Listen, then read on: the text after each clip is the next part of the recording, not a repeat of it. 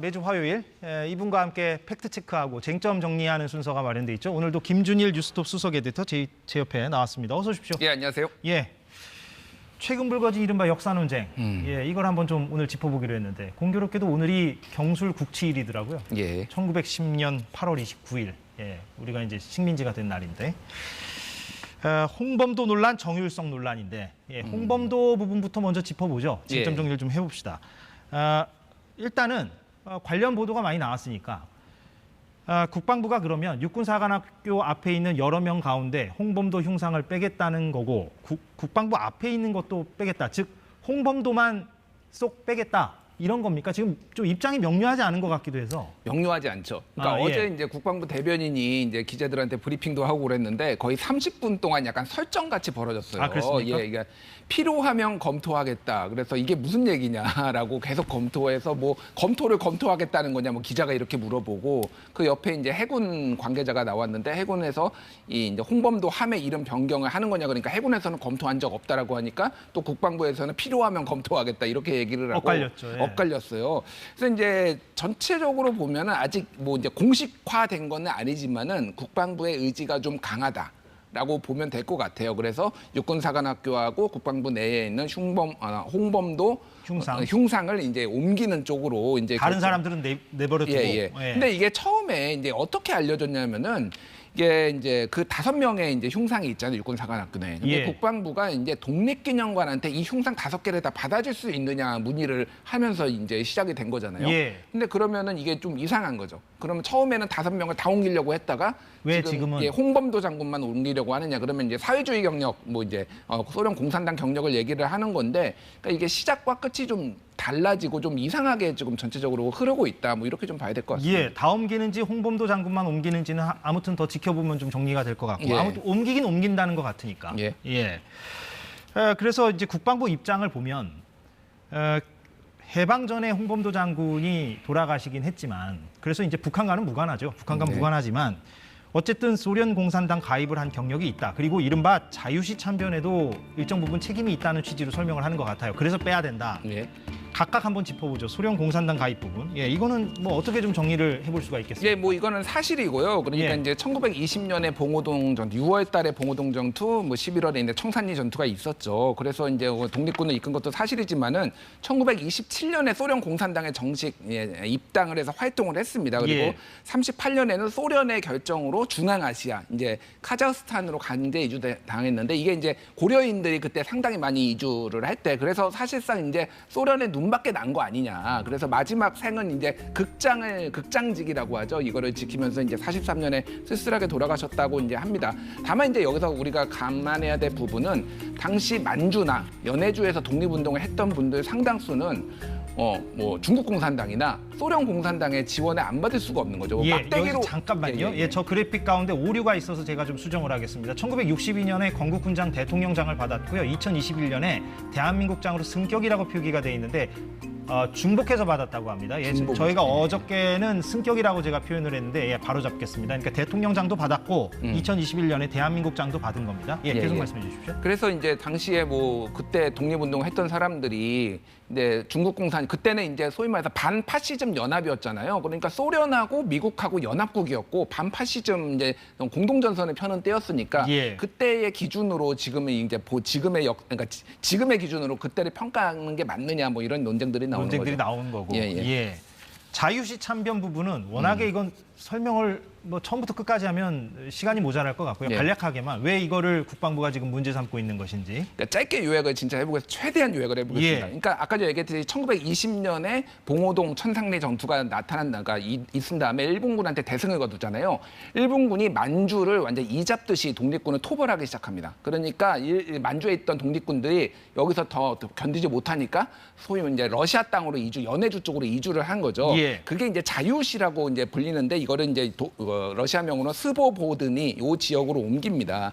근데 여기에는 이제 극동공화국이라는 게 있었는데 사실 이제 소련, 그러니까 러시아 공산당의 지배를 받는 이제 뭐 괴뢰국 같은 데가 있었어요. 근데 여기에서 무장 해제를 시킵니다. 너희 그냥 들어오면 안 돼. 다 무장 해제라고 했는데 여기에서 두 개 파가 갈려요. 하나는 상해파가 있었고 하나는 이르쿠츠파가 있었는데 상해파 같은 경우에는 고려공산당의 이제 계열이어서 여기에서는 우리는 무장 해제 할 수 없다. 버티고 이르쿠츠파 같은 경우에는 소련 공산당 쪽에 좀 지원을 받는 건데 그럼 우린 무장 해제할게라는 소련 건데 말을 듣겠다. 소련 말을 듣겠다라는 겁니다. 그런데 처음에 홍범도 장군은 상해파에 있다가 이르쿠츠파 쪽으로 옮겼다라는 거예요. 예. 그러면서 근데 상해파 같은 경우에는 우리는 끝까지 못하겠다. 무장해제 못하겠다라고 하다가 소련군하고 충돌을 해가지고 이제 사상자가 생겼는데 소련 측의 주장은 36명이 사망했다. 그리고 상해파의 주장은 한 600명 정도가 사망했다라는 건데 600명은 좀 과장이다. 어쨌든 뭐 이런 이제 뭐 학술 쪽에서는 이제 평가들이 나오고 있습니다. 근데 중요한 거는 그 다음에 이제 재판위원, 이 자유시 참변이 있었고 그 다음에 홍범도 장군이 재판위원으로 참석을 했다. 그러니까 직접 뭐 학살을 하거나 그런 거는 아닌데 여기에서 이제 처벌 뭐 이런 판결을 내린 거 아니냐 상해파에 판사처럼 이제 예. 이런 의혹이 있는 거고 그래서 직접 그때 당시에 이제 기록들을 보면은 오히려 홍범도 장군이 이 사태가 참변이 일어나고 나서 굉장히 안타까워하고 소련 측에 항의를 했다라는 얘기도 있고 막 울면서 탄식을 했다 병사들하고 뭐 이런 얘기도 있어서 조금 엇갈리는 부분이 좀 있는 건 사실입니다. 아무튼 이제 독립군 내부에서 이제 파벌 싸움이 있었고 예. 그 과정에서 이제 사상자가 나왔다 이거잖아요 지금. 그렇죠. 그러니까 이게 그러니까 쉽게 얘기를 하면은. 그러니까 소련의 입장에서 보면은 무장한 외국의 단체가 그냥 왔을 때 그러면 무장을 해제 안 하고 받아주는 게 당연한 거냐. 그러니까 소련의 입장에서 보면 그런 거 위험할 수도 있으니까 이제 이런 뭐 이견들이 있었고 거기에서의 막 파벌이 있었고 뭐 좀 복잡하게 이거를 그래서 단순하게 좀 보기는 힘들다 이렇게 좀 봐야 될 것 같습니다. 예. 그래서 그 여권 내부에서도 지금 우려가 많이 제기되고 있어요. 사실 오늘 보니까 김태흠 충남지사도 한마디 덧붙인 것 같은데. 그러니까 어제 저희가 이제 이준석, 유승민, 홍준표 이런 분들의 여권 내부의 어떤 우려를 전달해드린 바가 있는데 예. 오늘은 김태흠 충남지사가 언급한 부분이 있어서 한번 볼까요? 예, 준비되면 보여주십시오. 예, 계속 대화는 이어가겠습니다. 아무튼 여권 내부에서도 우려가 제기되고 있고. 예. 그런데 어제 이 자리에 나온 성일종 의원 같은 경우에는 오늘 성일종 의원을 인용을 많이 하네요. 예. 그 좋은데 모시자는 거다. 그러니까 독립기념관 같은데 이쪽에 모시자는 거지. 왜냐하면은 이제 그 육군사관학교나 국방부 입장에서는 뭐 해방 전의 이력이라 할지라도 어찌됐건 공산당 이력이 있다는 것은 뭐 교육상으로도 문제고 뭔가 정서적으로도 안 맞는다라는 취지로 얘기를 했는데 그 지점이 쟁점인 것 같아요. 결국에는. 예. 북한과 무관하다는 건 뭐 누구나 인정을 하는 거고 홍범도 장군의 어떤 공적을 아예 없애자는 것도 아닌 것도 뭐 맞고요. 지금 상황은. 예. 그러니까 전체적으로 보면 어쨌든 여론이 안 좋으니까 조금 약간 입장이 변한 것 같습니다. 아까 전에 말씀드렸듯이 처음에는 이 5명의 흉상을 다 옮기는 걸 추진을 했었거든요. 예. 그러다가 이제 홍범도 장군의 이 소련 공산당 가입 논쟁 요걸로 좀 옮겨간 거고 그래서 이거에 대해 문제 제기가 있었다. 과거에도 뭐 군에서도 문제 제기가 있었다 쪽으로 좀 옮겨가는 것 같아요. 그래서 전체적으로 보면 이것도 보수 진영 내에서도 좀 분열이 있는 것 같습니다. 예를 들면은 이거에 대해서 아까 전에 말씀하셨듯이 뭐 김태흠 충남지사라든지 홍준표 대구시장 이준석 전 대표 같은 경우에 이게 통일된 얘기가 아니다. 보수 진영 내에서도 이준석 대표는 오늘 페이스북에 일부의 뉴라이트 사관에 이제 따른 행동이다. 이렇게 해서 이제 일본 어떤 독립운동에 대한 부정 뭐 이런 것들에 대해서 좀 우려를 표했으니까 이 부분은 어쨌든 홍범도 장군의 사회주의 경력만 조금 문제 삼으면서 그쪽으로 좀 옮기려고 하는 거 아니냐 뭐 이렇게 좀 정리가 되는 것 같습니다. 예, 아무튼 저렇게 이견들이 표출되고 있음에도 불구하고 국방부는 계속 추진하겠다는 것 같으니까 그건 변경이 없는 것 같고 시간이 지나가고 있어서 이번엔 정율성 얘기를 해보죠. 광주광역시가 추진하고 있는 정율성 기념공원 문제 일단 하나하나 짚어보죠. 정율성이 누구인지부터 짤막하게 소개를 해주신다면 1933년에 중국으로 이주를 했고요. 그러니까 정율성은 1914년생입니다. 그래서 광주에서 태어났죠? 광주 출신이고요. 그래서 39년에 중국 공산당에 가입을 하고 그런 다음에 팔로군 행진곡을 이제 작곡을 했는데 이게 중공군 국가로 6.25 때 쓰이고요. 그리고 1980년에는 중국군의 공식 국가로 이제 군가로 이제 쓰이게 된 거죠. 그래서 이제 해방 후에는 또 북한으로 가가지고 조선인민군의 구락부장 그리고 6.25 때는 북한의 조선인민국 행진곡을 작곡을 했습니다. 그러다가 다시 이제 56년에 김일성이 연안파를 숙청을 할 때 다시 이제 중국으로 돌아갔다라는 거예요. 그래서 76년에 이제 중국에서 사망을 했다. 그러니까 중국과 북한에 오가면서 여러 노래들을 작곡을 했는데 그게 군가로 많이 쓰였다. 이렇게 좀 보시면 될 것 같아요. 예, 그래서 북한에서도 활동을 했고 중국과 북한에 많은 군가를 남겼고 최종적으로는 중국에 가서 사망을 했군요.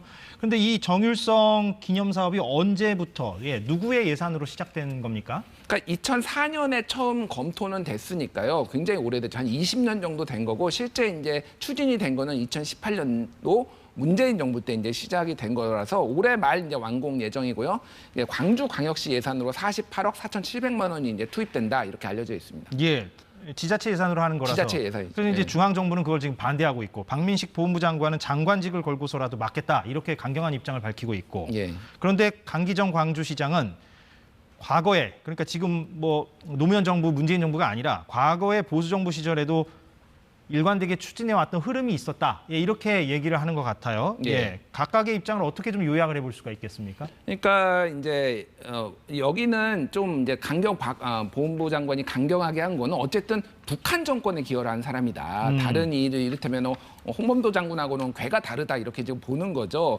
광주시의 이제 강기정 시장이나 광주시의 반박 논리는 정율성이라는 사람을 발굴한 거는 최초의 노태우 대통령이 1988년이다. 그때 서울올림픽 평화대회 추지위원회가 정율성 부인을 초청을 했습니다. 그래서 한중 우호의 상징으로 삼았고 김영삼 대통령 때는 정율성 음악회가 개최가 됐다라고 합니다. 그리고 정부 주관으로 정율성 작품 발표회도 열렸고 박근혜 대통령도 2015년에 중국의 전승절 기념식에 참석을 했는데 그때 정율성의 음악으로 꾸며진 퍼레이드를 참관했다 이런 겁니다.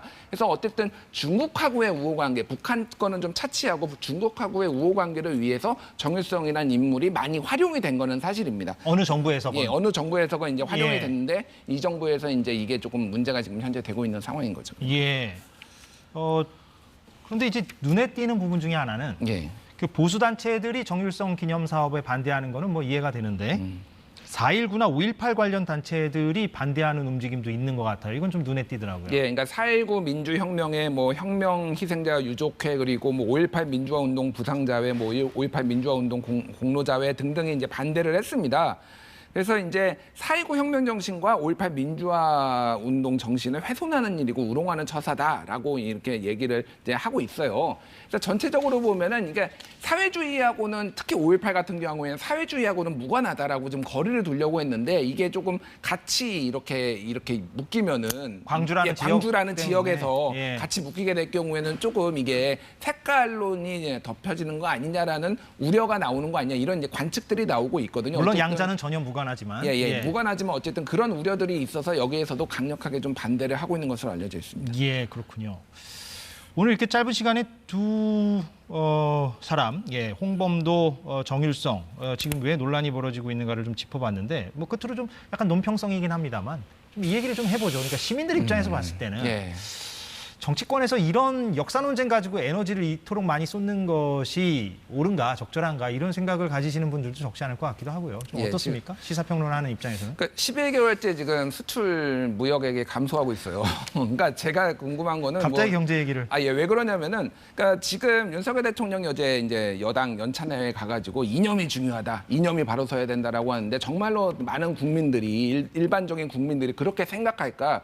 조금 그러니까 의구심이 듭니다. 그러니까 이념도 좋지만은 지금 이렇게 특히 이제 홍범도 장관 같은 분을 이제 놓고 이렇게 갑론을 막 하는 게 국론 통합에 도움이 될 것이냐 이런 거를 좀 정부 여당에서도 좀 생각해봤으면 좋겠고 지금은 진짜 민생에 좀 신경을 써야 되지 않을까 이 부분은 굉장히 아쉽습니다. 이게 왜냐하면은 계속 역대 정권들에 보면은 이를테면 건국절 논란 그리고 뭐 국정교과서 그리고 이제 뭐 박정희 미화 논란 등등등 지금까지 이어져 오고 있는 거거든요. 그러면 지금 야권에서도 심지어 그러면은 박정희도 남노당 출신인데 그러면은 뭐 박정희도 다 지워라 기념관도 없애라 뭐 이런 식으로 이제 감정적으로 나오잖아요. 그러니까 이런 부분들은 조금 양측이 다 절제를 하고 조금 민생이나 이런 국민들의 삶에 좀 집중을 해주는 게 좋지 않을까 개인적으로 그렇게 생각을 하고 있습니다.